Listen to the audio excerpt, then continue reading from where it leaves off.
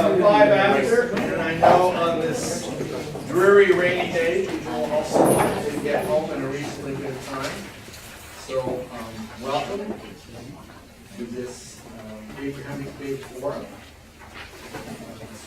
This forum is a part of the Center for Public Ethics from Waterloo Lutheran Seminary, along with circles of dialogue and some breakfasts and other things that are done. And it's also tonight a part of Renison University College, and a Idris candidate who is from the Studies for Islam. Did I say it right? Islam. Yeah, Studies in Islam. Has worked very, very closely and very hard to help us have this event, especially in the midst of the reconstruction of the seminary. So tonight is a little different than usual. Normally we have 3 speakers, one from each of the Abrahamic traditions. But as we met, we decided that 150 years we couldn't do something without including Indigenous people. And so we have, thankfully, Becker from the Inuk tradition as one of our panelists. We're here on the land of the Anishinaabe, the Haudenosaunee, and the neutral people. We give thanks for their nurture of the land and of people, and also how they and settlers have lived and worked hard on this land. We also acknowledge the marginalization of First Nations in this area, and we hope that through their wisdom and through our working together, we can thrive and have a different history in the next 150 years than we have. Our forum tonight was chosen in light of Canada's 150th anniversary. Our question is, what does it mean to live on this land? Faith traditions change through history and through environment. So one cannot expect that what Islam was in the Mideast or in Pakistan or India to be the same here. Nor can one think that Christianity will be the same here as it was in Europe or in other places where people have come, India and other places where people have come, and the same with the Jewish community.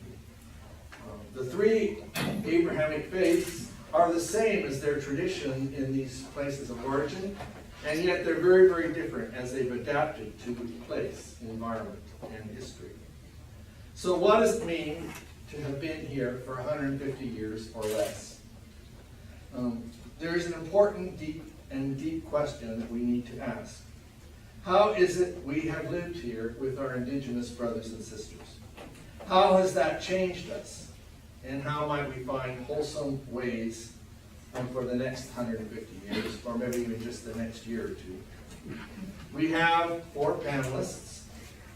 We'll go sort of by, we have to figure out the order, and sometimes the order we go by is just the way religions emerged. Although that would put Jean last, so we'll have to, I mean, that put her first. That would be good. Do you want to be first? No, last. Oh, you're going to be last. So, Jacob Sivak is our Jewish panelist and is Distinguished Professor Emeritus in the School of Commentary at the University of Waterloo. He has a deep passion for Canadian Jewish history and has written a book about his family's journey through European pogroms to freedom here in Canada.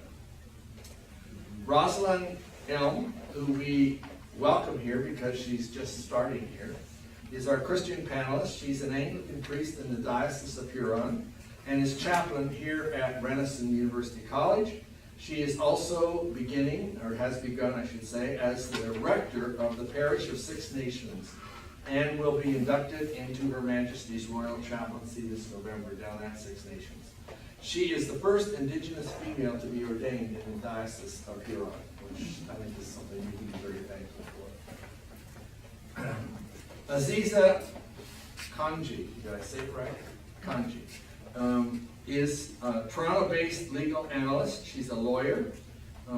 She has 2 legal degrees, and one of them is in Islamic law. She's the director of programming at the Noor Cultural Center in Toronto. And Becker is our Indigenous panelist. She's the Senior Advisor, Indigenous Initiatives for Waterloo Lutheran, Wilfrid Laurier University. This is a bad night. She has brought many programs onto the Laurier campus to support the increasing numbers of Indigenous students. She's a milk. Our process for tonight's discussion is that we'll ask each of the panelists to speak for 15 minutes. 15 minutes, or less. I'll stand up when the 15 minutes has happened. Then we will have a break where you can all stand up and talk with 2 or 3 or 4 other people around you and come up with questions that the 4 or 5 or 3 of you find interesting and helpful. In other words, you need to check your question out with the other people around you, and then you can ask. It can be asked of one of the panelists or of all of the panelists, and we'll have time for a plenary. One important note, each person speaks from a perspective. And this is not a debate. Interfaith dialogue is not a debate. In interfaith activities, we speak from our perspective as a person rooted in our heritage and or tradition faith. We are not representative of everyone in our tradition. For example, I could speak somewhere else as a Mennonite, deeply rooted in practicing my faith as a Mennonite and a Christian. Though in the same tradition, my old order brothers and sisters and the Amish, who are part of my tradition, might not agree with what I had to say. They would have a different perspective, which we'll not argue about. Yet, many of my answers would be similar to theirs. So we work from our perspective. I can never represent the whole of my tradition. So, we'll begin. We'll move ahead with Azeezah and then come back to Jacob. We'll skip forward a couple thousand years and go straight to Islam. Assalamu alaikum. And thank you all for coming out on this ugly, disgusting evening, but hopefully we'll have some warmth and some beautiful conversation in here tonight. The territorial acknowledgement with which we began this session is a reminder to all of us that this land that we now inhabit was the site of an attempted genocide. And so in my comments today, focusing around the theme of Muslim identity in Canada 150 and Abrahamic religions in Canada 150, I want to talk a bit about how the category of religion itself, formulated through European encounters with various others, including Indigenous peoples and Muslims, continue to shape the settler colonial structure of the state that we live in today, and then think critically about what this means for us as Muslims, often alienated from the state by Islamophobia, how this shapes the way that we formulate our struggles to fit in and work towards justice within this land that we now call Canada. A few weeks ago, the Supreme Court of Canada decided a very important case on freedom of religion. Some of you may have heard of this case. It involved the Tunaha people. For those of you who may have read it, it's spelled K-T-U-N-A-X-A. And this was a case in Jumbo Valley, British Columbia, where a ski resort is being proposed to be built on land that the Tunaha considered to be sacred. They consider this to be the home of the grizzly bear spirit. And construction of this ski resort would destroy the land and drive out the spirit and fragment and destroy their tradition of spirituality. And so they brought their case to the Supreme Court, and this was the first instance where the Supreme Court had considered a case of religious freedom from an Indigenous nation. Previous cases involving protection of Indigenous sacred sites had been brought under Section 35 of the Charter, which protects Aboriginal rights. And so far, all of these cases had been unsuccessful, in large part because judges would evaluate Indigenous claims of sacredness by the metric of Christian religious traditions, and when it didn't match up, they found themselves unable to appreciate the sacredness of the site or the practice that was at stake, and so they tended to find it against the Indigenous nations. This was the first case where the Section 2 Charter right of freedom of religion was explicitly invoked by an Indigenous nation. Various religious groups filed briefs or factums on behalf of the Indigenous nation supporting their claim that blocking construction of the ski resort should be seen as a way of protecting Indigenous people's freedom of religion, and so the construction of the ski resort should be blocked. However, the Supreme Court a couple of weeks ago found against the Ktunaxa Nation. And the reason why they did so is very revealing about the way that the court was conceptualizing freedom of religion. What the court said was that freedom of religion protects the right of people to believe whatever they want, and it prohibits the state from imposing restrictions on people's practices. Construction of the ski resort wasn't stopping the Ktunaxa from believing what they wanted, it wasn't stopping them from practicing what they wanted, and the state has no obligation to protect the object of worship. In other words, even if the destruction of the land would completely rob the Ktunaxa spiritual tradition of all vitality, of all meaning, because the spiritual focus and object of their worship was being destroyed, this did not constitute a violation of their right to freedom of religion. This is a very Eurocentric, Abrahamic-centric framing of what freedom of religion means. As a Muslim, the way that I conceptualize God isn't necessarily connected to a certain piece of land, but we know for Indigenous spiritual traditions, the objects of worship are often very intimately connected to pieces of land, and therefore are vulnerable to physical destruction in perhaps the ways other objects of worship are not. Freedom of religion is supposed to protect all religious traditions equally, but in the Ktunaxa case, we see how an Abrahamic-centric conceptualization of religion ends up marginalizing the protection that is due to Indigenous spiritual traditions, and in a way which enables the continuing appropriation of Indigenous land for colonial projects of development, for things like building a ski resort. Now, the Supreme Court in its decision did not explicitly invoke racial hierarchies of religion of the type that we normally associate with colonial history. However, the court's decision has to be read in light of the long history of using Eurocentric ideas about religion to justify projects of colonization and war against non-European others. The origins, or the grounding of this kind of spiritual colonialism in Canada really emerges from the doctrine of discovery, which is something I'm sure many of you are familiar with. It was a doctrine that was developed to justify European seizure of land that was occupied by non-Christians, so that even if you could see there were people living on it in societies, this land could be considered terra nullius, empty land, for the purposes of law, and therefore European powers could claim ownership of it and sovereignty over the land.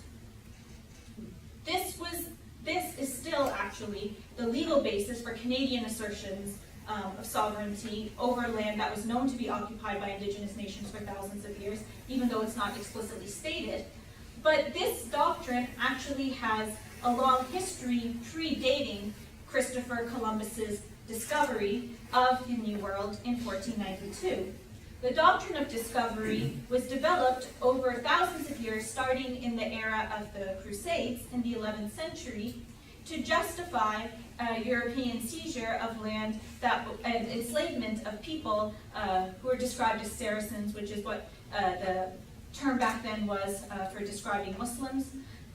And so by the time that Christopher Columbus arrived in the New World in 1492, there was already a well-developed ethical and legal tradition justifying seizing the land of non-Christian others and declaring war against them, treating the land as empty, ready for discovery, and imposition of new sovereign structures.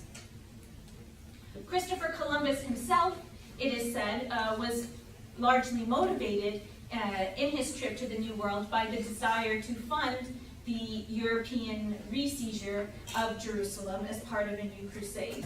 And so the colonization of the New World and the anti-Indigenous project of settler colonialism that it inspired is intimately related to projects of war that were waged against Muslims.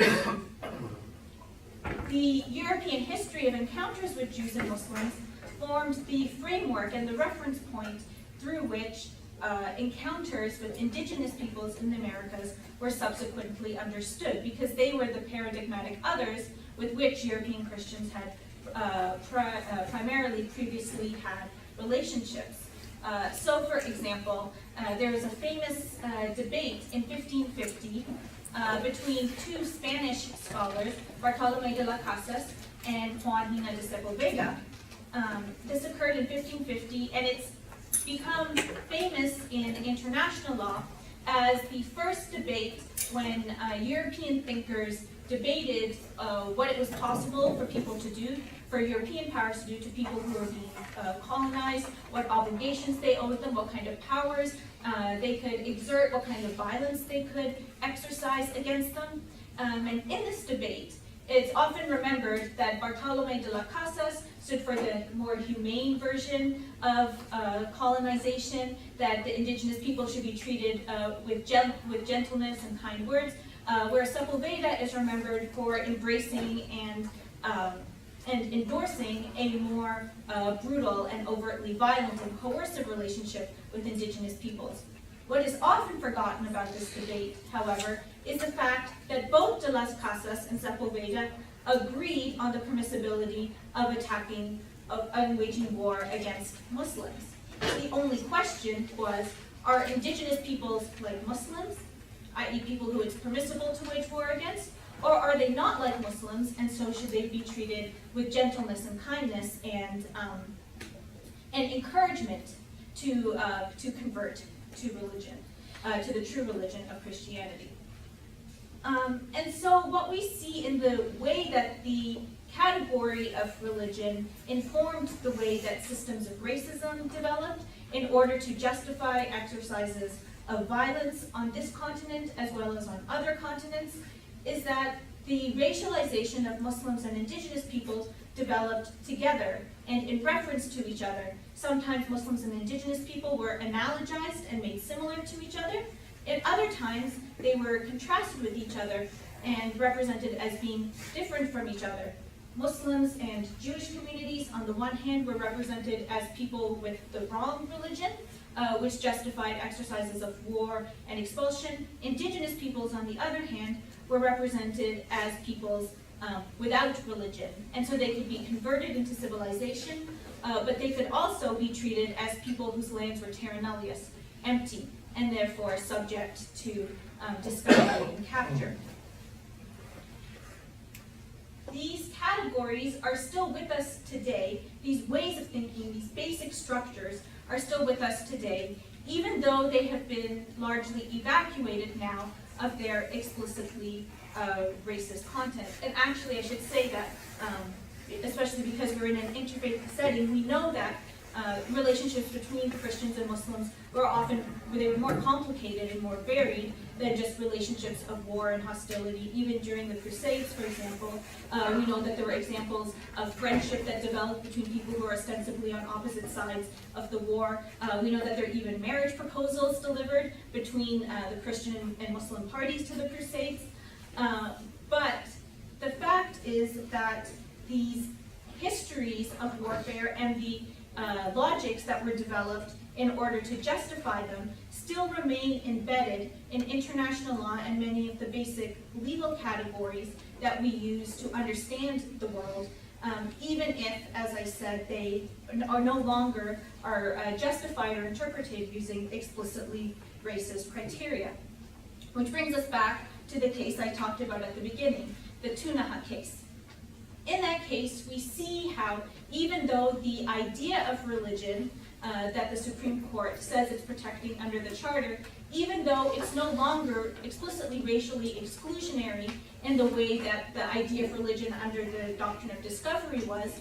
We see that the way it's formulated to prioritize the idea of a transcendent God, for example, and not spiritual beings that are connected to pieces of land, how that continues to marginalize Indigenous traditions. Indeed, even the very fact that the Tunaha had to appeal to a Canadian court using Canadian law to protect land that was central to its systems of worship in ways that as Jewish or Christian or Muslim communities we often don't have to, because we own the land that our churches are located on, or that our synagogues are located on, or that our mosques are located on. The very fact that this land is now out of the power of Indigenous nations whose traditional territory it is, and that is considered Crown land under the control of the Canadian state, and therefore they have to appeal to a structure like the Supreme Court for protection. Even that itself is a legacy of the doctrine of discovery, which is what justified the erasure of Indigenous sovereignty over the land in the first place. And so the question is for us, for me as a Muslim, we know that as Muslims, under threat of Islamophobia, for example, we have often felt compelled to try and assert our belonging by assimilating into the categories of belonging that have already been created for us. We try to say, we're not enemies within, we're good citizens, we're patriotic citizens. We try to claim our rights of religious freedom by appealing to the formulation of religious freedom as it already exists in Canadian law. But when we see how these categories themselves still bear the legacy of their colonial development and are still being used to entrench the colonial project, I think the question we have to ask ourselves as Muslims, as believers in the Abrahamic tradition, what will we do to reformulate these categories to work towards a decolonized future that is just for all of the people who live on this land? Thank you. Thank you.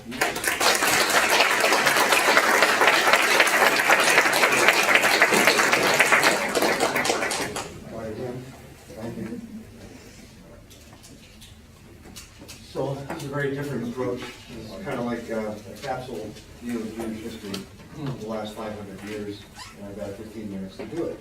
And I think I can, if this thing will work. So I've broken the arrival of the Jewish people to Canada into these waves, and I've identified 6. Anybody else could do it differently. And I'd like to start with 1492, because we heard about 1492 in Columbus, but there's another important factor in 1492, because in 1492 the largest, or one of the largest, and certainly the most prominent Jewish communities in the world at the time, who were in Spain, came to an end. Because in 1492 the decree was signed by Ferdinand and Isabella to expel all the Jewish inhabitants of Spain, or they either had to leave or convert to Christianity. 1492 is when Spain was united into a single Christian entity, and this is one of the first acts performed. And so it led to an exodus of Jews, most, not all, some converted and retained their Judaism in secret, and they spread out around the world, and probably the majority went to the Ottoman Empire, which is represented by the pinky color here, and some went to places like Amsterdam, a few to England, and so on. So 1492 has a different meaning to Jewish people than it may be true for others. So that would be the first appearance of Jews in Canada. In fact, the first synagogue in Canada, located in Montreal, is called the Spanish and Portuguese Synagogue.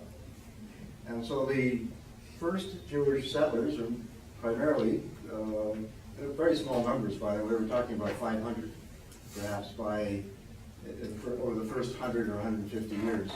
The first were mainly Sephardic Jews, maybe not directly from Spain, but indirectly through other avenues, some from England, coming with the British troops during the Battle of the Plains of Abraham, for example. But very, very small numbers. The next wave would be the mid-1800s, and these were mainly German Jews who were part of a huge influx of Germans into North America, primarily the United States. In fact, I believe still today the largest country of origin for Americans is Germany.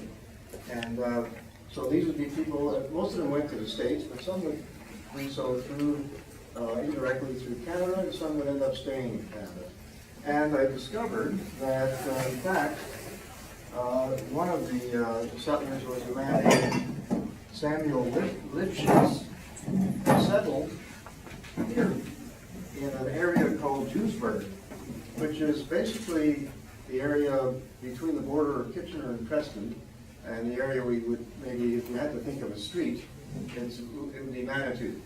And for several decades, this area was called Jewsburg. At a later point, around 1870-ish, became known as German Mills, and then eventually became incorporated into Kitchener. But again, the numbers are pretty small, and even by the later 1800s, the number of Jews in Canada were just a couple of thousand, and most of them in Montreal. The largest influx was the influx that was true for the United States as well, and these would be the Jews who had to flee from what was referred to as the Pale of Settlement, in what was then referred to as Russia, which would be the area in pink. It was meant to be a large enclosed space based on territories that were conquered or absorbed by the Russian Empire as it grew and developed. So it included the bulk of Poland, the Baltic states, Ukraine, and so on and so forth. And by the 1880s, this was the largest concentration of Jews in the world. More than half of the world Jewish population lived in this area. Times were tough. They were tough before 1880, but they became really critical in 1882 because the Tsar at the time, Alexander II, who was one of the more benevolent czars, was assassinated, and his replacement, Alexander III, wasn't as benevolent. And this was the beginning of a terrible time for Jews in Russia, not Soviet Union yet. It was a time of very serious government-organized pogroms.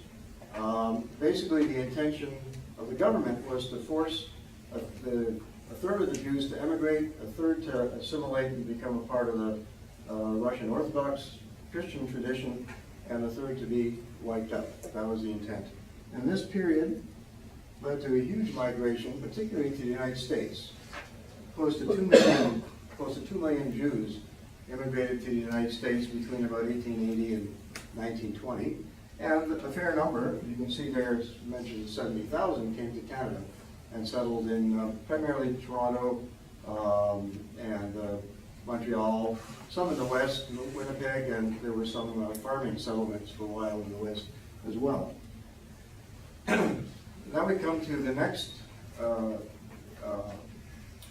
phase, I'll call it, or I'm not sure, it's hard to call it an actual wave of immigration because it was very tiny. Because beginning in the early 1920s, immigration to Canada for Jews and other groups, and I shouldn't forget to neglect mentioning there are other groups like the Japanese, the Chinese, the Sikhs, the story of the Japanese ship with the Sikh immigrants that was sent back. So this isn't purely a Jewish story. But starting in 1920, restriction to North America was restricted, immigration to North America was restricted. I'm trying to talk too fast. Starting in the States and then following in Canada as well. And actually from about 1933, when the Nazi period began, when Hitler took power, until the end of World War II and even a little bit after World War II, the number of Jewish immigrants to Canada was tiny. In fact, it's the worst record of any of the Western, so-called Western industrialized states. So in sort of the hour of greatest need for some sympathy and some place to run away to, this country did actually nothing, or very, very little. And this is very adequately described in the book that's well known these days, Nothing Too Many. I'll just read one quotation. from the book, to the condemned Jews of Auschwitz, Canada had a special meaning. It was the name given to the camp barracks where food, clothes, gold, diamonds, jewelry, and other goods taken from prisoners were stored. It represented life, luxury, and salvation. It was the Garden of Eden in hell. It was also unreachable. And just to quotation from Chaim Weizmann, was the leader of the World Zionist Organization, about this point, and after the Evian conference, which was called ostensibly to deal with the Jewish refugee issue, he said, the world seemed to be divided into two parts, those places where the Jews could not live, and those places where they could not enter. And I just came across this book. I've ordered it and I've read excerpts online, called The Holocaust, Israel, and Canadian Protestant Churches. And it refers largely to the Canadian Church response to the Holocaust, which isn't mentioned in the book None is Too Many. And the last wave I want to mention, we know about the tragedy of the Palestinian refugees, which is an ongoing issue. We know about, more recently, the issue of the Syrian refugees. There is another Middle East refugee story which doesn't get mentioned, and that is the fact that at about the time of the creation of the State of Israel, Jews in Arab countries, Muslim countries, were in danger, and for the most part, over the next decade or so, ended up leaving their countries of ancestry, in some cases over hundreds and maybe even thousands of years. So just to bring this up, by the way, this is a wonderful documentary film which is available on YouTube called The Forgotten Refugees, if anybody wants to see it. And this is just to show you the numbers and how complete this evacuation was. In fact, the Jewish population of Israel today, the majority of the Jewish population of Israel today is made up of descendants of refugees from Muslim and Arab countries. So that's my quick review, and I wanted to, couldn't help but try to, after being so low, I want to bring things up a little bit. And Justin Trudeau's, this was a tweet actually, January 28, 2017. To those fleeing persecution, terror, and war, Canadians will welcome you regardless of your faith. Diversity is our strength. I just want to end. I'm doing pretty good on the time. You're doing very good. My parents were immigrants to Canada. They ended up in this, in between 3 and 4. They immigrated around 1924. My mother was from Lithuania, and my dad was from Ukraine. My dad's family in particular did go through a pogrom. Members of his family were killed. This was during the Russian Civil War between the Whites and the Reds that took place for a few years, let's say 1920 to 1922-23. And they ended up having to flee for their lives. They spent a few years as refugees in Romania. He met my mother, and they both became imbued with the ideals of social Zionism. They decided to go to Israel, Palestine, and help found a kibbutz. They tried it for a few years. They were disillusioned. They came back to Canada and thought it would be an interesting story to tell, so I helped them translate. Their English was not great. I helped them translate it into English, and came up with a little book. And if anybody would like to see it, I could show it to you. And that's the, there is more, but I don't want to take up too much time. That's it, man. That's it. Thank you. Thank you.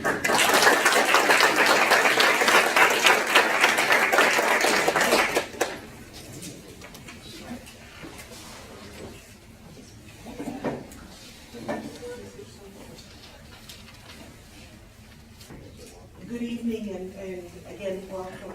My name is Roslyn. I am from the Oneida First Nation, just an hour and a half down the highway toward London. And I'm also, as you said, an Anglican priest. And I serve the parishes of Six Nations, of Chienke, and Her Majesty's Royal Chaplain, the Mohawk Chapel. I'm also a co-chaplain here with Megan Collingsmore at Renison College here. One of the most popular questions I'm asked by Indigenous people and non-Indigenous people is, why are you a priest? Why? In this age of residential school trauma, colonization, and missing and murdered Indigenous women, why are you a priest? From my people, I say, why are you selling out in this era of resurgence of our tradition and culture? I think these are very good questions, and I started my vocation with these questions in mind. I think the most obvious answer is our history as Oneida people and my personal history and upbringing. Our people were guaranteed our homelands as gratitude and repayment of our assistance in the American Revolution and the Treaty of Fort Stanwix in 1784, and in 1789 at Fort Harmon. And these treaties were made by the Oneida people in the Continental Congress. However, with illegal dealings with New York State, the land base was nearly gone to encroachment. My great-great-great-grandparents were the Oneida people who moved to Canada in 1840 after we were forcibly removed from our Oneida homelands by the imposed Treaty of Buffalo Creek in 1838. My father's family came first, and they settled on the banks of the Thames. They were traditional Longhouse people, Haudenosaunee people, and they were Anglican.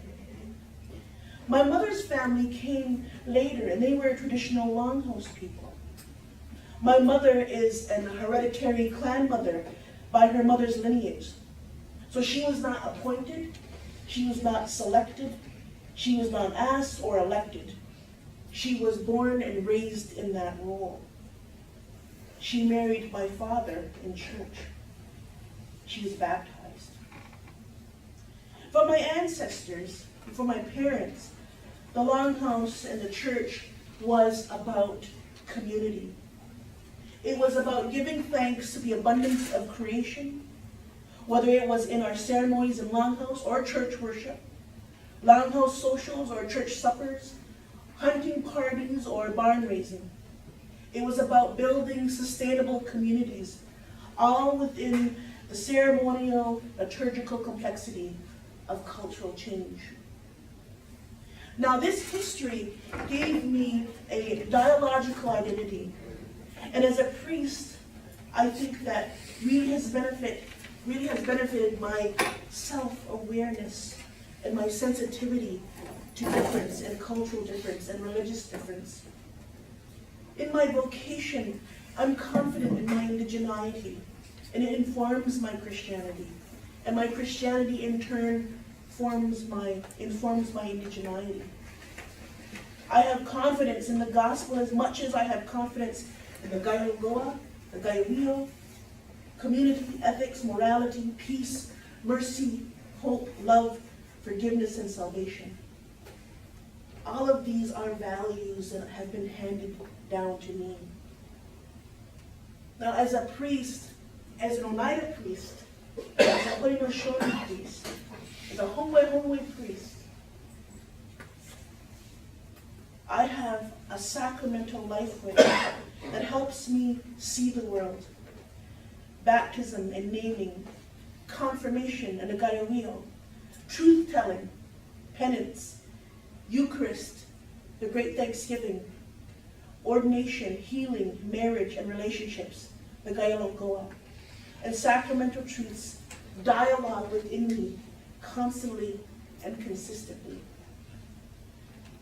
Also, in my vocation, the priesthood is where my indigeneity and my Christianity can create a confluence. This is especially important when seeking or cultivating social change through a myriad of processes, including bridge building and DABA, U process, or appreciative inquiry. Now, as a university chaplain, I find many people have moved toward a dialogical ontology where we are formed by our experience and ideas derived from a variety of communities and places. Not necessarily that truth is relative or morals are relative. I mean, even young people know that this falls apart pretty quickly, but finding confidence in themselves from a variety of sources, including religion. This exploration is there, and at most times it's not an exploration of moral, theistic deism. These post-Christian discussions are still about things like religious scriptures, sin, ethics, morality, hell, living in community, and yes, Satan and sexual relationships.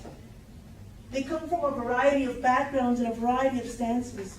And I think we make a big mistake when we think that millennials or Gen Zs don't think about these things because they are plugged into iPhones or YouTube or Twitch. I think as a chaplain, my role here is to provide a place in which young people with diverse families, diverse religions, and sets of friends that can cultivate strength of belief, strength in ethics, morality, strength in spiritual and sabbatical solutions to fatigue, to worry, concern for fellow global citizens and the environment. Because of my dialogical identity, I look at my Muslim brothers and sisters, and my Jewish brothers and sisters, and my Buddhist brothers and sisters, and my Sikh brothers and sisters, and so on. And we don't have to compete. We had the question earlier about how do we, as Abrahamic faith, reframe dialogue, dialogical ontology. What we have to do is dialogue, speak with each other, create relationships, presencing with one another. This is all about self-awareness within what our belief structure, whatever it might be. The self-awareness, we become free to believe or not believe. We become free to be influenced and to influence. To have those porous borders, as we would call it, porous borders between the kingdom come and the kingdom that we're on. To forever look for solutions together. Now this isn't Norman Vincent Peale kind of thing. I'm not talking about that positivity. But what I am talking about is asset,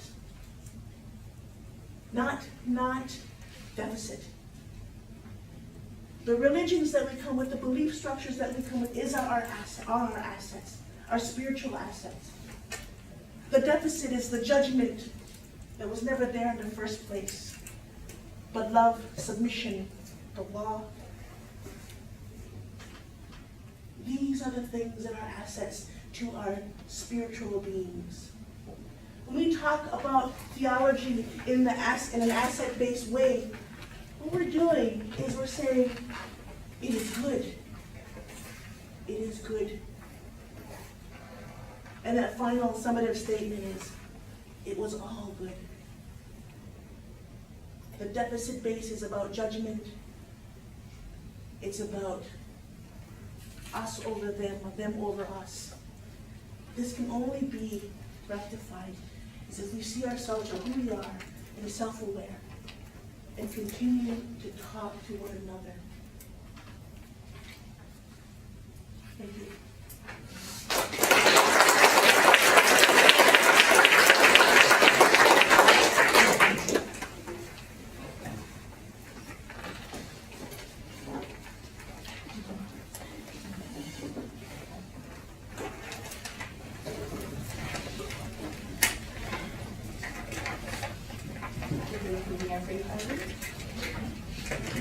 Very nice to see several people that I know. I'm very happy to see that.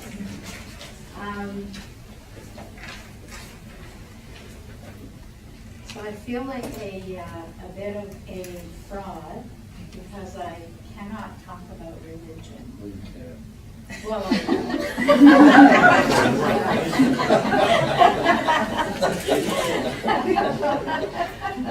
I was going to say with any degree of learned understanding.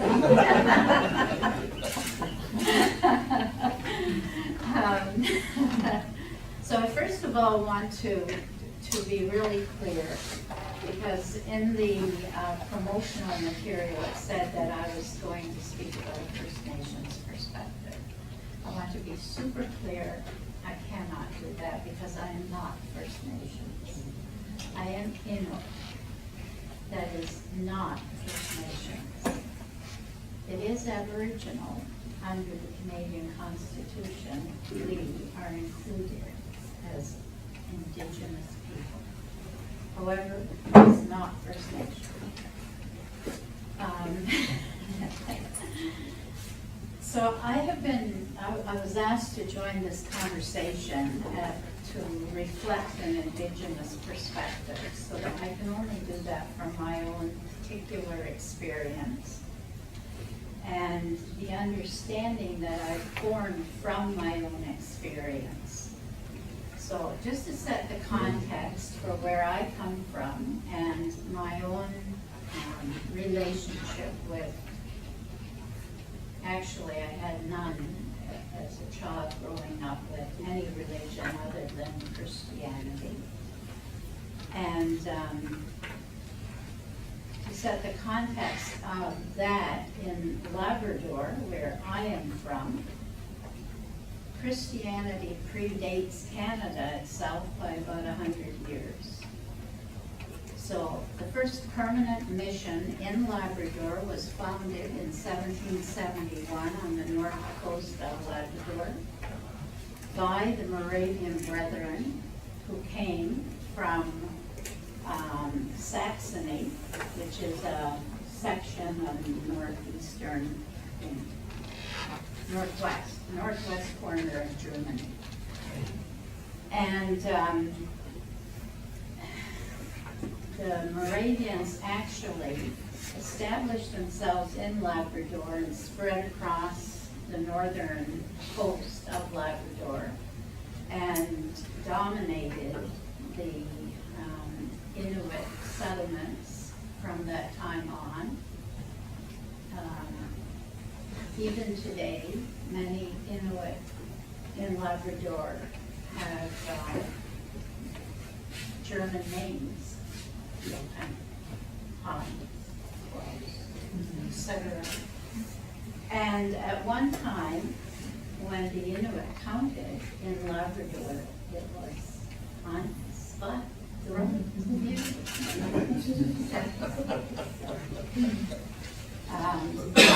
traditional music was a brass band. No drums, brass band. I, however, was born in central Labrador, not on the coast. And as a child, I was raised in the United Church of Canada. So the United Church was inaugurated in 1925. So in Northwest River, the little village I grew up in, a priest, not a priest, he was a minister, right? A minister came to town in 1931, and he stayed for 26 years. He left 3 years before I was born, actually, but he was succeeded by others. And so I used to be taken to church by my parents and attended quite regularly, I think. So I went to Bible class. I saw those Bible books, you know, with pretty pictures and children, books and bread and fishes and so I learned a fairly good understanding of sort of the stories of the Bible. I wouldn't claim to understand it from a theological, deep perspective, but I did have a sort of training in Christianity.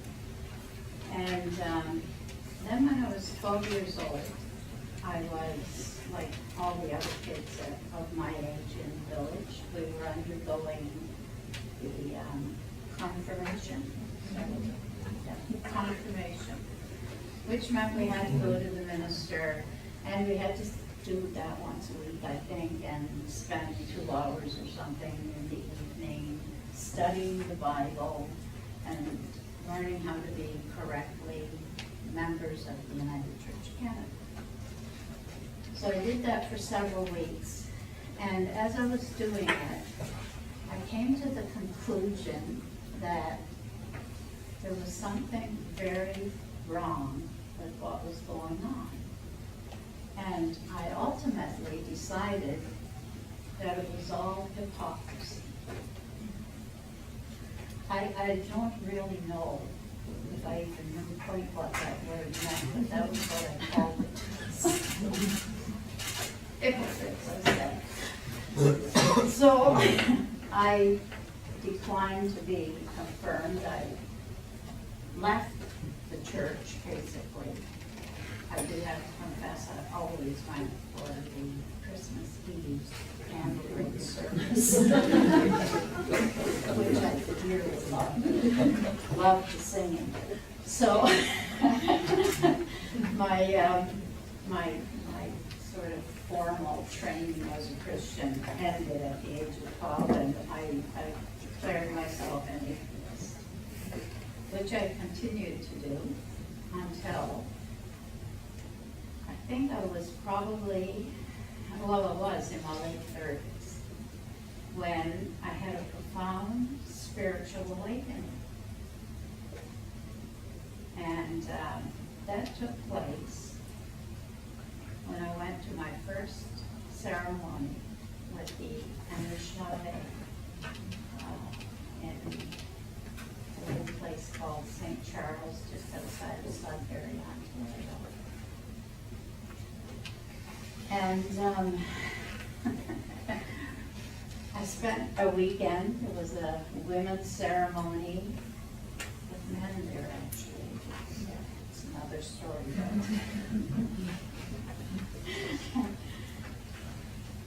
And that weekend, I heard elders talking about Indigenous spirituality for the first time. And I participated in ceremony, and I was so profoundly moved by the beauty that I experienced there.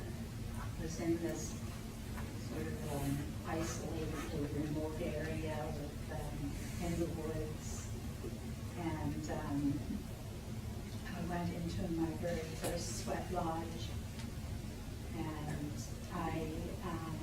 it changed my life. It changed my life completely. And for the very first time in my life, I thought, there's nothing wrong with me. Because my whole life, I had always felt like there's something wrong with me. I don't feel like I know who I am, and I don't feel like I am right thinking, right living. I just felt like something was missing until I went to that ceremony. So I spent the next 20 years, or ever since really, learning from elders, learning about the history of our people,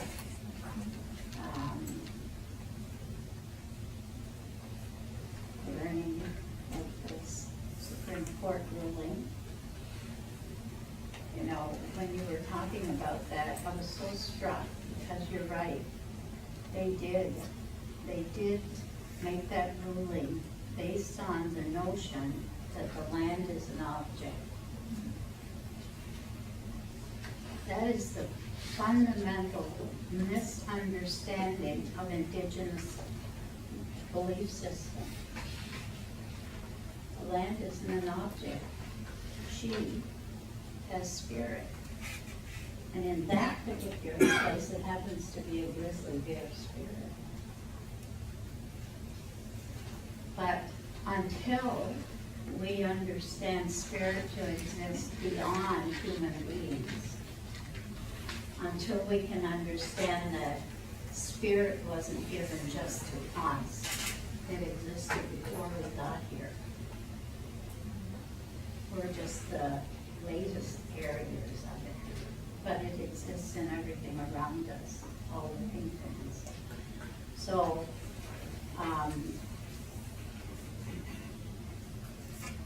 I kind of call this my journey from the United Church to the Sweat Lodge. But I think what's important to me to say is that, you know, Christianity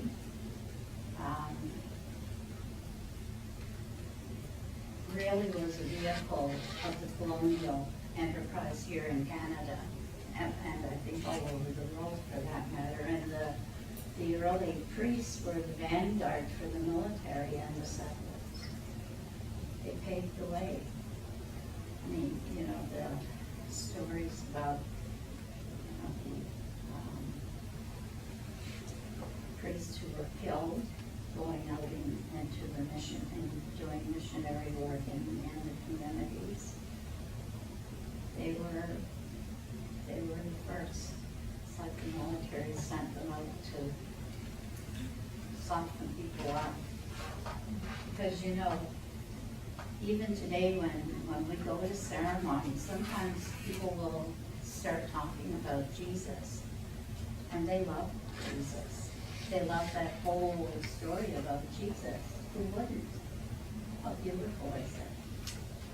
And all the teachings, you know, among the Anishinaabe, the teachings that are central to, we call it the red road, the way of walking. The central principles of the teachings are, there are 7 of them. And the first one is love. And the elders tell us that, you know, without love you cannot move to the rest. So the next one is respect. And it's reciprocal, because if you can't respect, you can't love either. And then it's courage. And you cannot, without courage, love. Because it's hard work. I have 2 kids.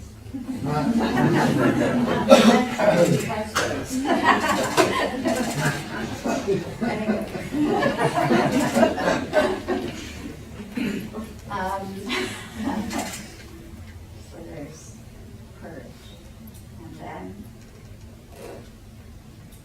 there's honesty.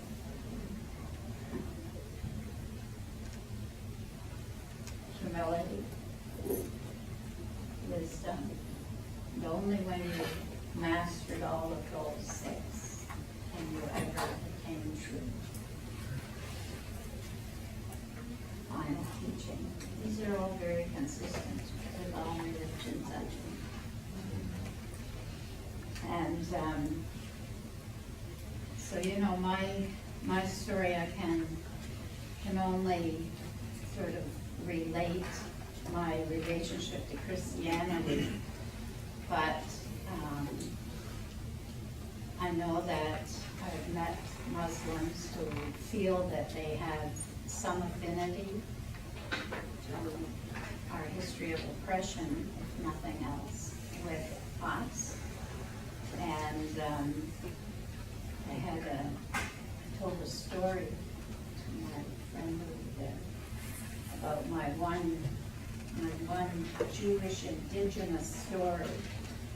A few years ago, I was at a ceremony up in Prairie Sound in that area up there, and this man approached my husband and I. My husband is German, and he has a heavy German accent. So So this guy heard him speaking, knew it was a German accent, came over and started speaking German to him. Well, this was very puzzling because it looked like he was an Indian. We still call each other that word. Nobody else is supposed to call us that. So anyway, the guy looked like an Indian, and we were, puzzling for ourselves about who he was.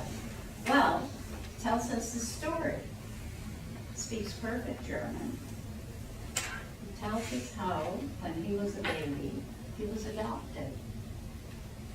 He was adopted by a Jewish couple who had survived one of the concentration camps, whose children had died in the camp. They came to Canada and they adopted this little Indian boy. And he was raised as a Jew. Went to synagogue every week.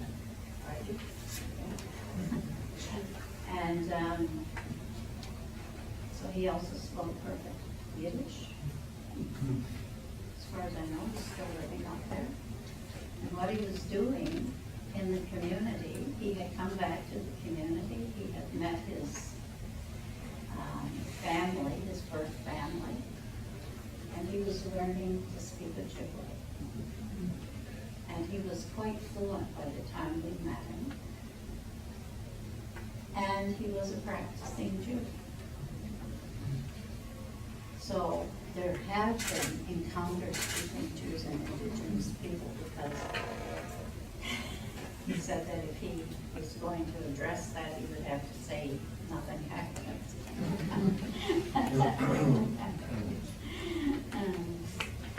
So anyway, that's my story. That's my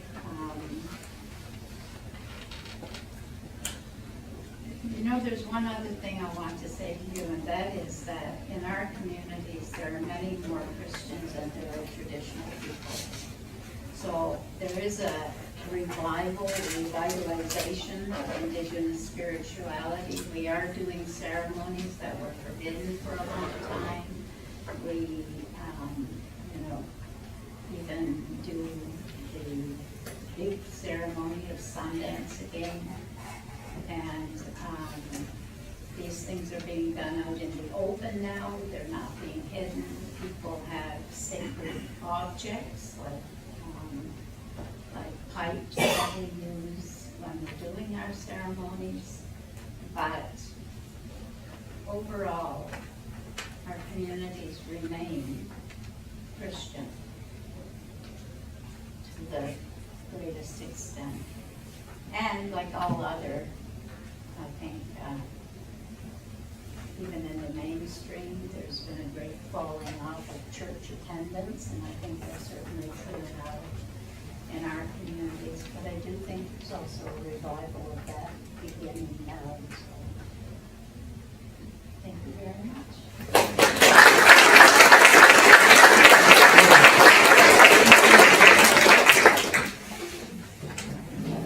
So now it's your turn to do two things. Number one, probably if you wish, stand up.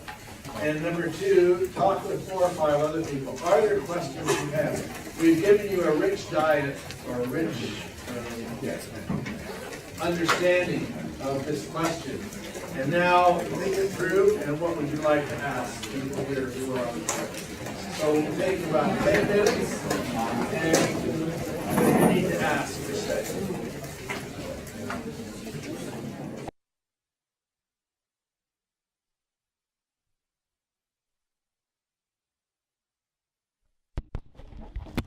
different Abrahamic faiths, but then also the Indigenous perspective. We were wondering, we're interested in this distinction between Indigenous or Aboriginal Canadians and non-Indigenous Canadians, and we're sometimes called settlers because we came and settled here on this land. But I'm interested in hearing these different stories. I come from a Euro-Canadian background, where my ancestors were actually coming and colonizing this land and creating the conditions out of what Truth and Reconciliation we now have to go through this process, and we're responsible for doing that. But I think that I'm asking from an Indigenous perspective, a settler from India who happens to be Muslim, or the Jewish people that are the descendants of Jewish refugees, are they viewed as responsible for trying to deal with truth and Okay, reconciliation? let's as start settlers? with Jean and Roslyn. Thank you. Do you want me to go first? So, the best answer to that comes from a settler that I recently spoke with. He has been here for 4 years, and he told me that he was listening to, I think it was a Muslim woman speak in Toronto, and she declared that she is a settler here. Doesn't matter whether she came, with your grandparents, or if she comes today. She's still settling on our territory. And yes, the reconciliation process is still required. Roslyn? There's so many issues in our communities, and some of those issues are, there's a lot of pain and a lot of hurt. And so oftentimes, in addressing the pain and the hurt of the past in terms of, whether we try to self-medicate with, and I'll say we as meaning, Indian folks. But you can't say that, right? But I think that Indian folks, we feel a certain amount of pain, and that doesn't matter how much education we get, or how much, or how we dress, or how we do our hair, or how we look. And I think that oftentimes in those situations, dealing with the pain of alcoholism, or self-medicating with alcoholism, or drugs or whatnot, and of course we go through that stage, and then again we come out of that stage, because we do come out of that stage eventually, and that's why we have programs that will help us re-enter into the workforce, and that is such an important initiative to help us on that healing path. And what often happens is Indigenous people are paired with people that are coming into newcomers to Canada. And so they kind of get to know each other on this very visceral level of fear, of concern, maybe even shame. So many visceral reactions and emotions, and I've seen this happen, and I think that when that sort of thing happens again, I think that those visceral things happen. I think you start to move forward together. Something new is created out of those relationships, and so that's part of what I've witnessed, at least in terms of newcomers to Canada and Indigenous people on a healing path. I think ultimately what we have is one great healing path for newcomers to Canada and newcomers to a healthy way of being, a healthy way of knowing. So that would be, I guess, how I would see it. Other questions or comments? Christopher? Thank you all very, very much. I was struck and reminded, actually, of the first sentence of the Canadian Charter of Rights and Freedoms, whereas Canada is founded upon principles that recognize the supremacy of God and the rule of law.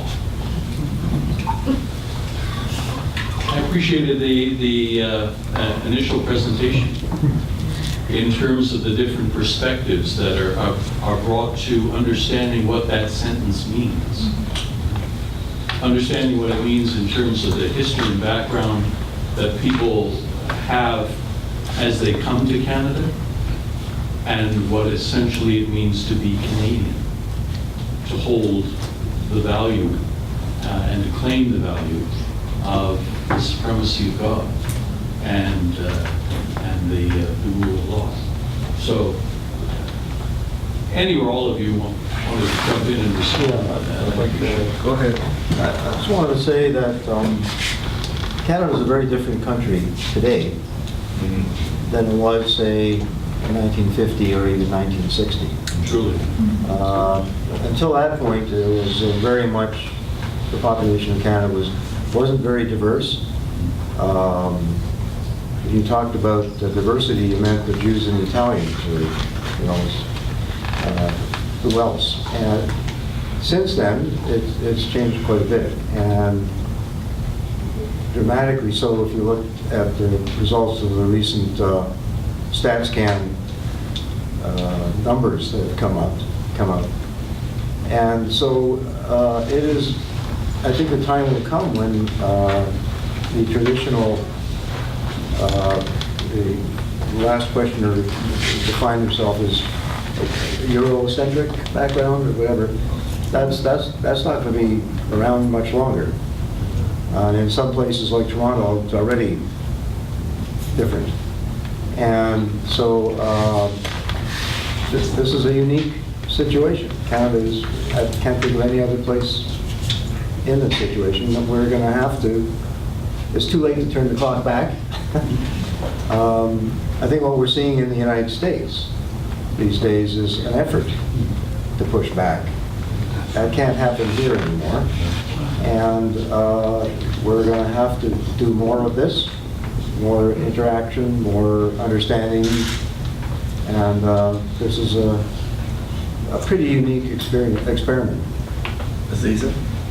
So historians of religion have elucidated the ways in which the very category of religion itself was shaped and very tightly imbricated with colonial projects to emphasize religion as private, not as public. And so we saw in Muslim societies that were colonized, there were efforts to relegate the role of Islamic law, for example, to just the sphere of the family, the private sphere, and to evacuate the public sphere of Muslim meaning and systems of law.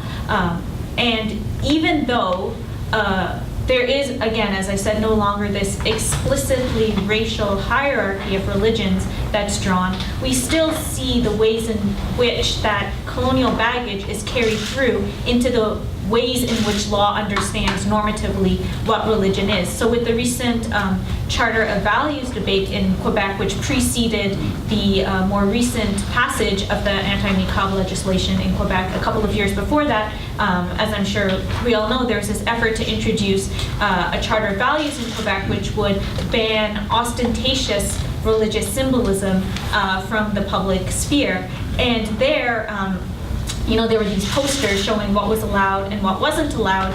And so things that weren't allowed were like hijabs or large crosses. And it was saying instead of a hijab, you can wear like a moon and crescent necklace, like you could wear a small cross necklace. And that's really a misunderstanding of what the hijab is, which it's not a religiously symbolic piece of clothing. It's an exercise of religion as part of the practice of religion and modest dress.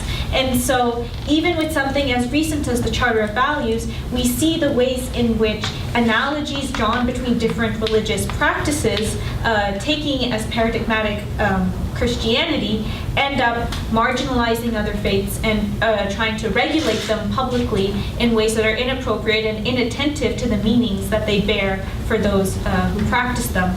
And so I think that we see the even as we see changes happening in Canada, when the categories that we use to understand society are still they still haven't overcome the colonial heritage which shaped them. We see how that ends up continuing to produce inequality and unjust regulation in society. And just one more thing, which is even though we see the increasing diversity of Toronto, for example, with the StatsCan census, we also saw that economic inequality actually increased between racialized immigrants and non-immigrants. So again, diversity is not justice, and until we change the structures that bring people into relationship with each other and condition the relationships of power and material privilege between them, we're still going to live in an unequal society, no matter how much diversity we have. Other questions? Mark? Can I just follow up on that a little bit? Because I think that what diversity does is it begins to shine a light on those issues that are invisible. So then what? Yeah, that's I think for you. Maybe others. Go ahead.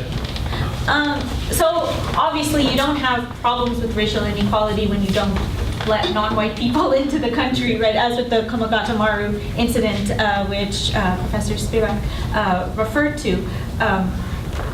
But again, we know that colonialism, for example, created diverse societies. They brought people from Europe, Asia, Africa, and the Americas into relationship with each other, including in the Caribbean, for example, where you had workers from Asia imported to supplement slave labor in ways that were extremely unequal. And I think in Canada sometimes we're too satisfied with just the fact of diversity, which we then interpret as being multicultural equality, and we don't do the extra step of thinking, what does it mean to think about equality beyond just celebrating different cultures in relationship with each other? In other words, we settle for multiculturalism in a way that avoids the questions of anti-racism. So the diversity begins to shine a light on it, but I think we can't just be satisfied with pronunciations of Prime Minister Trudeau saying diversity is our strength and we welcome all immigrants, when we know that refugees seeking asylum in Canada are being deported back to Haiti, in large part because of this deeply stigmatizing rhetoric of illegal refugees that we see being perpetuated in our media almost constantly. So it's the beginning of the conversation, obviously, but it's very far from the end. It's just identification of the problem, and I don't think we have the solutions yet. David? I'm going to stand up because I can't see all of it. First of all, thank you for some very fine presentations. I found each of them had some stuff to really ponder, think about, and I appreciate your sharing who you are, too, in that process, in those stories you're telling yourselves. Just an observation and maybe a question. One of the things that strikes me, and it was true, I remember being in Central America, and I ran into Dean Brackley, who was in El Salvador at the time when the 6 Jesuits and the 2 women were killed. And he was talking about the campesinos there who knew exactly who they are. They had a real strong sense of their identity, right? And he said the problem in North America is there's a state of low-grade confusion among people about who they are. And when we talk about reconciliation and all of these kinds of things, it strikes me that there's a strong sense of identity within many of the groups that you're talking about and speaking about. I'm not 100% convinced that among the rest of the settler community, or if it is the community, I think there's a low-grade confusion, maybe, about their own identity. And so you get all these other things that fill the gaps, right? The weird, whacked-out kind of and racist stuff that we've seen.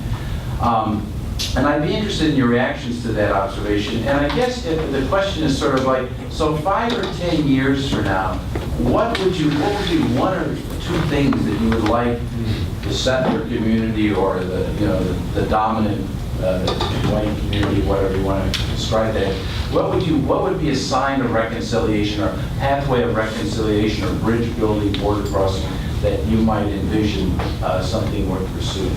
So, Roslyn? Well, this happens already. This happens already in our church community, in our Indigenous community, and that's exactly what it's called. It's called bridge building. And our Diocese of Huron really has encouraged that the addressing of the doctrine of discovery and how that has become embedded in the hierarchical structure, even of the church, obviously of the church.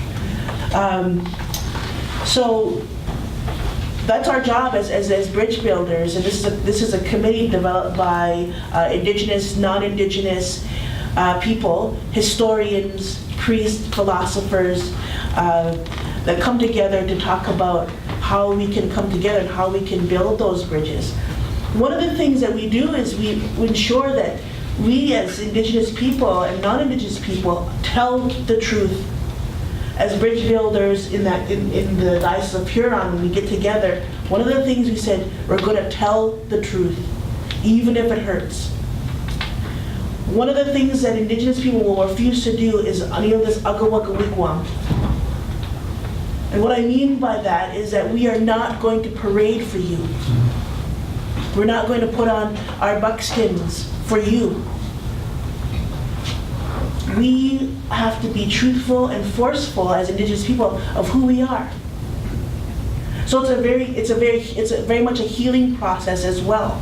So when we go out to communities and we start to talk about bridge building, and we do this often through seminars, and blanket exercise is one of those, is that we encourage the storytelling.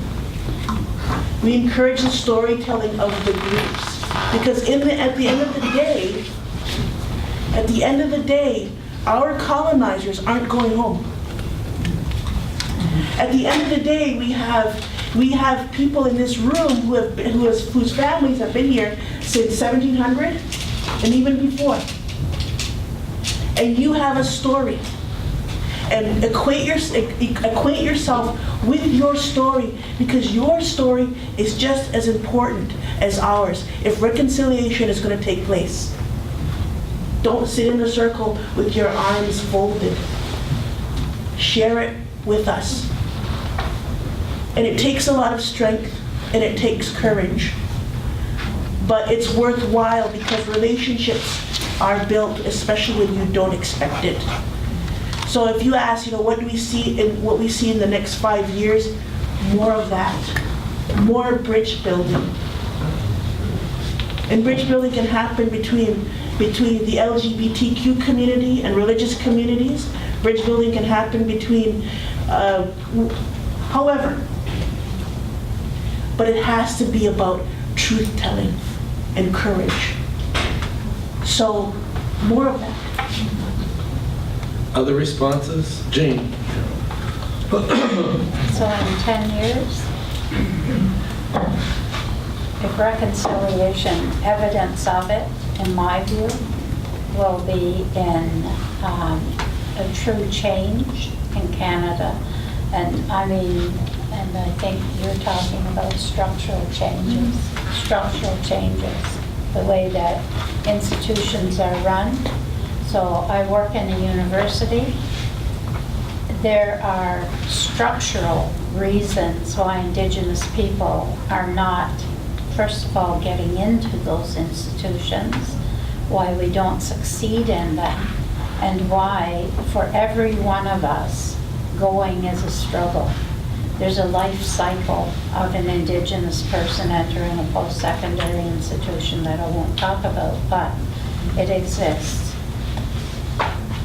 In 10 years, if our people are no longer, so for instance, I just came from Manitoba, do you know? So here's a story I heard of in Manitoba. Came from a white woman who worked out in that community. She said, okay, so here's what happened in this community I was working in. It's a little town. They had their jail full of Indigenous people. Jail was jammed. They didn't have room for everybody. So there was a facility built in, I can't remember if it was Edmonton or Calgary, but one of them, to house these people in these overcrowded jails throughout the north of Manitoba. So in this particular town, they wouldn't move them. They wouldn't move them out of that jail.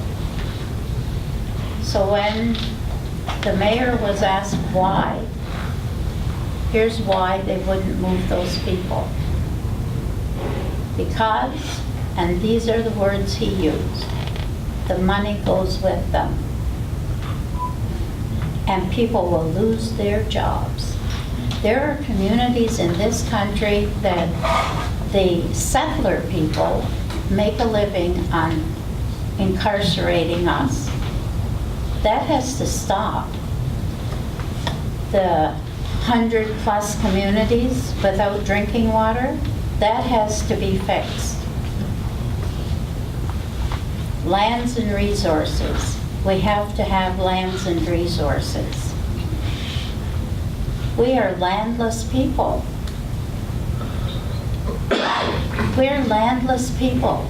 I don't know how anybody living in this country cannot just, your heart break when you hear that the indigenous people of that country are landless.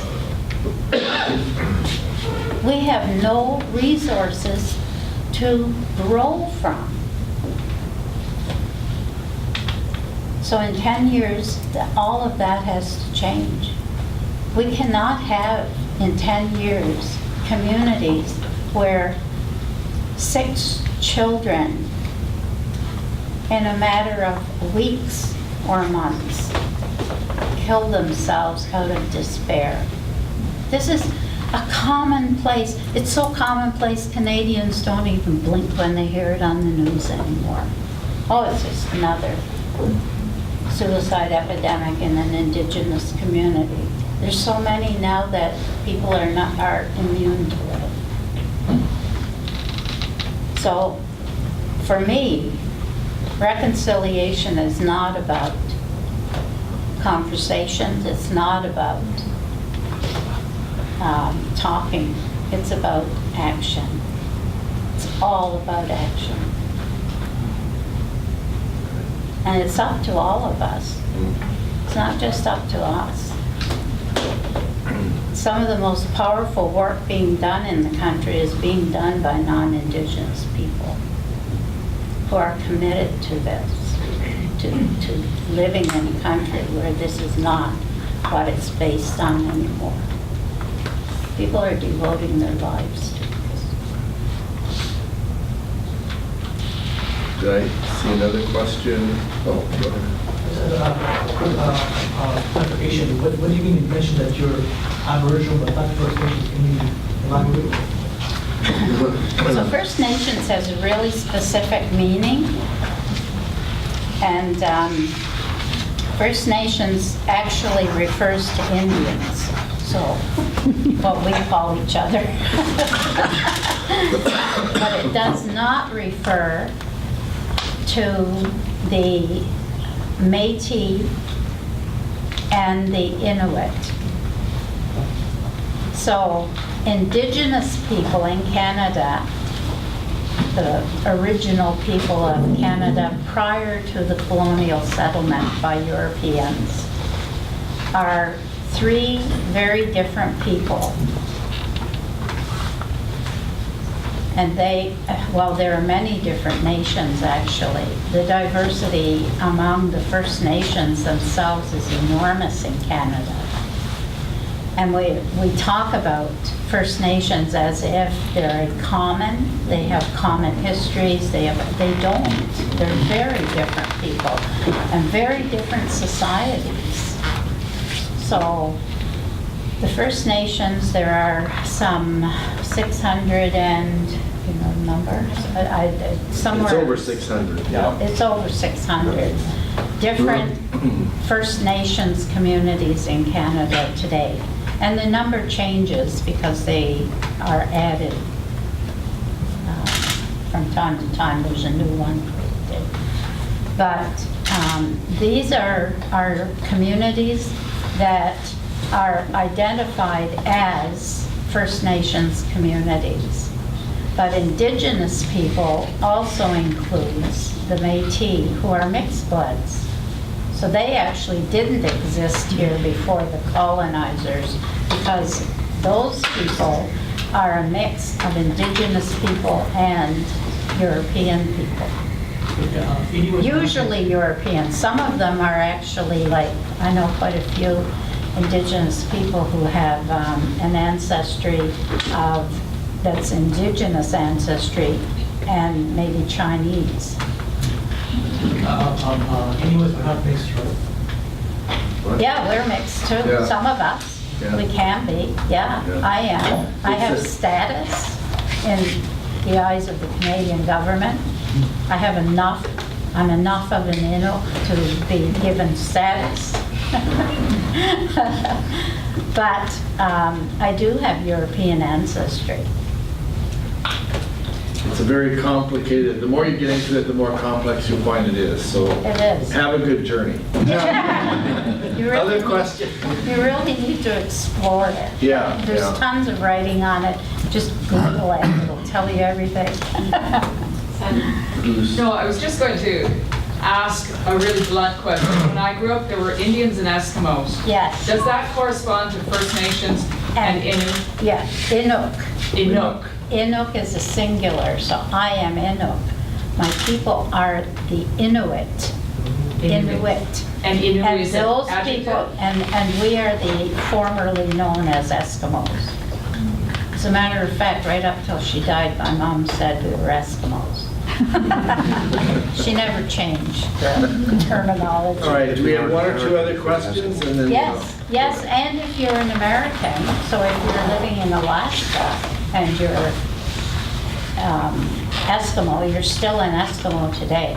So the term is still used. And in the United States, they don't use Indigenous, but they do use Aboriginal. No, they don't. The Aboriginal is a Canadian term because it comes out of the Canadian Constitution. Okay, It's also used in Australia right, okay. because Australia also used that term. In the United States is, The U.S. doesn't use the term Aboriginal. do they use it in Indigenous? They do use Indigenous because Indigenous just means the original people of the land. Of the land. Yeah, so they do use that. But the common term in the U.S. is Native American. Native American. Native American is what you generally call people down there. Michael? Mine's more of a question on the process and how we can emotionally and then therefore as a community better work toward reconciliation, perhaps better understanding. In our group, we were discussing, again, feeling the stories, hearing the details, and the pain. I mean, I feel it. I'm an ancestor. My children are 7th generation settler people. Ninth. I've got a great aunt that did a wonderful genealogy. And in my tradition, I'm a Lutheran, we have a place for lament as a way to give expression to that pain that we can feel individually, certainly, the psycho-emotional angst that we're going through. But also there's a place for it in the collective. How do your traditions have a place for that, and how might we as a Canadian peoples express that as a means for moving forward? Austin, what you want? Well, we weren't bad. I know. Did we have, I can only speak on, the Iroquoian, because that's who I am. Do we have an expression of, like, sorry, like sadness? Or are you talking a lament is in terms of the Psalms or Lamentations? Yeah, well, I mean, just as a collective process to, Not necessarily for what was past. not necessarily for Indigenous people, maybe for Yeah. people who are the white. for us, when Yeah, the white. let's just make it easy. What can I do to express in a meaningful way that pain? Well, I agree with with my fellow Indian. I think that it's so important that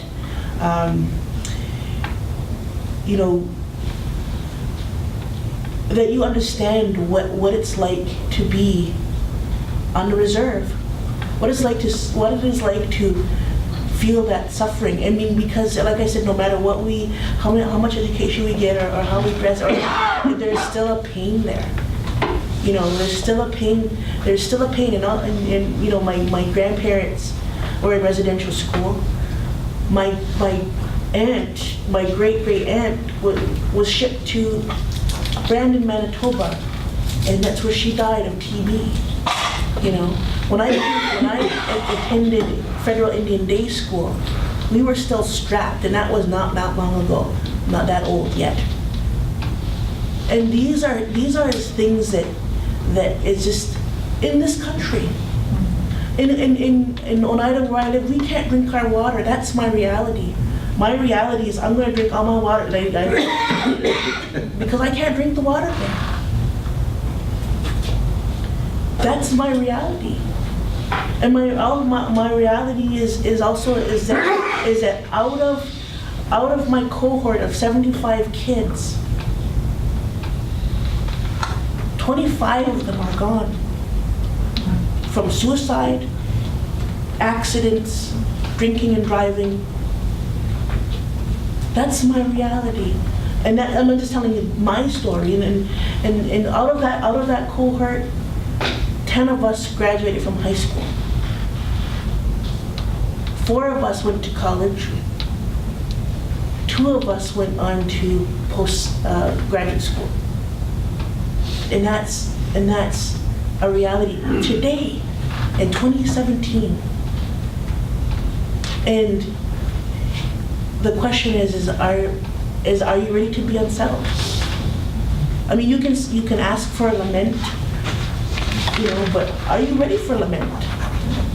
Because lament, you know, you have to ask. I mean, that's a question. I mean, I'm not, you know, I'm saying you're not. I'm saying, but you know, lament is are you ready to hear those very real stories? So, and like, you know, like Jean said, it goes blind. There's so many on the news now that it's become you don't even notice. It's like wallpaper, right? And if it's not wallpaper, it's the extreme where it's become a spectacle. You know. I was thinking of, when you asked the question, I appreciate are we ready for lament? And I think part of it is, for myself, there are some very rich novels and other things like The Inconvenient Indian or Richard Wabamis or others that are powerful, or even Wab Kinu's latest book he wrote, that are, you know, like when I think of Wab Kinu growing up and what he went through in terms of trying to figure out who he was as a human being. We need to read those stories. We need to read that history. And before we can lament, we need to know what, you know, how let some people tell us, you know, what you said, the story. And I think the other thing that's really important is we need to realize we don't know a hell of a lot. So poor Dorinda Kruger Allen, she happens to be our administrative assistant. So I go in and get my advice from her on a regular basis, or I say, what's about this, what's about that, what's about this? And then she says, well, you fouled up again, Bryce. You know, but it's a part of an ongoing way of, we have to take the time to learn, you know, and see what happens. And maybe our creation stories have to change based on what we've learned from First Nation Indigenous people. Maybe Genesis 1 could be reinterpreted from the perspective of Indigenous, everything's valuable. All 7 days, not just the last one. Anyway, so we have to take a look at it. Yeah, go ahead. And then I don't know if you wanted to say something, but I wanted to say, as a settler and also as someone who's trained in the law, I think we're used to thinking of the Canadian state as the only political authority that has power over us, and we're used to thinking of the Canadian legal system as the only relevant legal system. But once we acknowledge our settlerhood, I think that we also have to acknowledge that for those of us who are on lands that are covered by treaties, our only legitimate presence here is if we acknowledge and abide by our treaty responsibilities. In other words, it's not just the Canadian state that we're responsible to, it's also the nations whose land we are living on. And so I think it's not just about fostering a certain emotional response, it's also about changing our behavior as political people who are living in multiple overlapping political systems, as well as working towards decolonizing the Canadian state so that its sovereignty, which is based on an erasure of Indigenous sovereignty, isn't just taken for granted. I know, someone asked, or you asked, about whether Muslim, like Indian Muslims, my kind of Indian Muslim, should be considered a settler. And I think all of us who are unjustly enriched by the theft of Indigenous land and resources have to consider ourselves as settlers. The problem is often, as people who are facing racism, we appeal to the Canadian state as the only political authority that matters. We file hate crime complaints with police that are really settler colonial police. We appeal to government bodies, which are really settler colonial government bodies. And so I think, particularly as people who are facing racism, we have to learn how to redirect the directions of our advocacy so that we're not just constantly taking the legitimacy of the Canadian state for granted, and instead shifting our perspective to take into account the multiple political, legal, social authorities, sovereign authorities that we should consider ourselves responsible to respect. Thank you. All right. First of all, I'd like to thank all four of our participants for being here.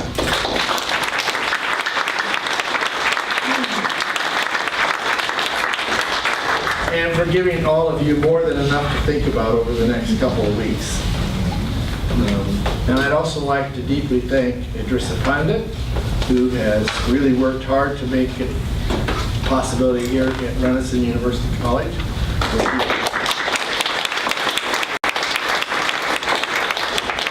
We have a committee that works on this. Bob Chodas, Jennifer Hoover, Shafiq Huda, and the staff at Islamic Humanitarian Service, Daniel Moss, and the staff at the seminary, and we've also had some of the staff here at Renison working with us to make this an event.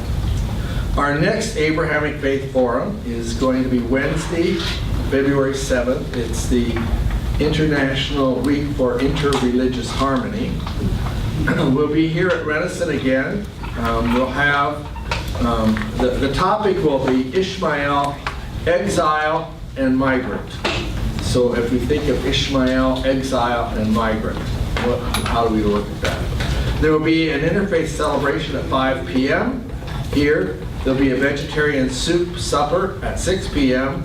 And then there'll be a forum at 7 p.m. on Ishmael, exile, and migrant. So put February 7th on your calendar as soon as you get the 2018 calendar, and we'll look forward to seeing you all again. Today is the 500th anniversary of Reformation, so it's like elected today, so it's like something. Okay. Great. Safe travel, and try to stay warm and not too wet. Yes.